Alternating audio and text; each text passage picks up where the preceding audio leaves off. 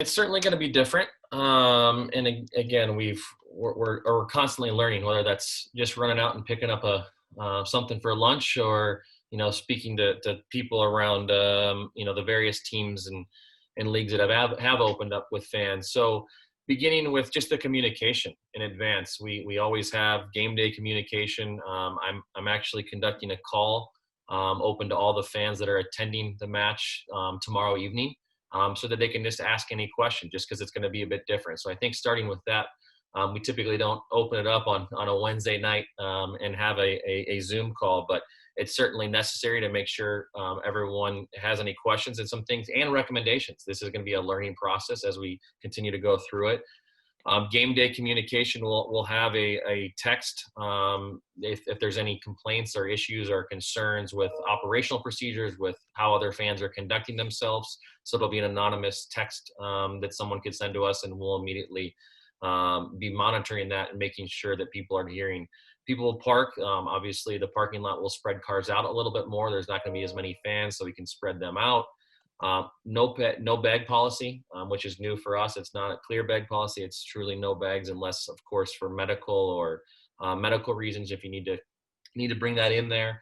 And then once you're in there, we're assigning seats. We're going to spread people out throughout the stadium on all three sides, essentially, the east and the west, and then, of course, the south side. They'll be spread out.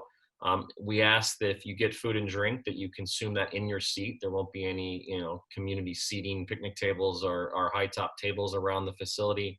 Those will be all placed away. And if you do want to buy food and drink, it will be available, but you'll have to drink that in and eat that in your seat. Stay in your assigned seat. It's really important. We want to make sure that the health and safety of our fans is of the utmost importance. So staying in your assigned seat. I know there might be a spot where you could slide over a section. There'll be open seats, but it's really important that our fans adhere to it so that we can continue to host fans as through the rest of the regular season. And depending on how things go and what the numbers look like and how people are adhering to things, maybe there's a way to increase it a little bit, but we don't want to get too far ahead of ourselves. So, and then throughout the match, of course, on the field, you won't have the kids walking out onto the field with the players. We won't have, something that we pride ourselves on and our players really enjoy, post-game autographs and walking around and high-fiving the fans. Those actions within the game won't take place. And then as the game concludes, we'll actually wait for the east side of the stadium. Will not be able to exit until the field has been cleared, just so there's no crossover with the players and staff as they exit the field.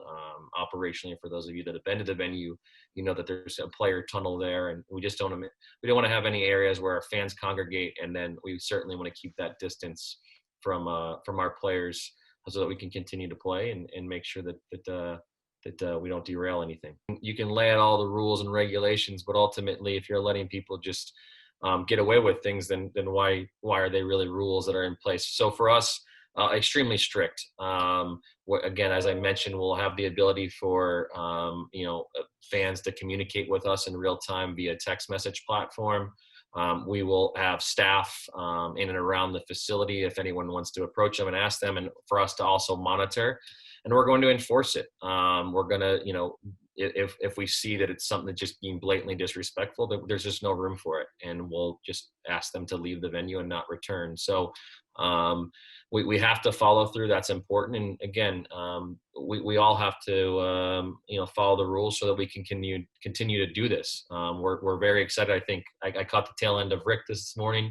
I know our players are excited about having fans in some capacity at the facility. So it's on all of us to not only put out the protocol, but also to enforce it so that we don't ruin it for others that want to come back out.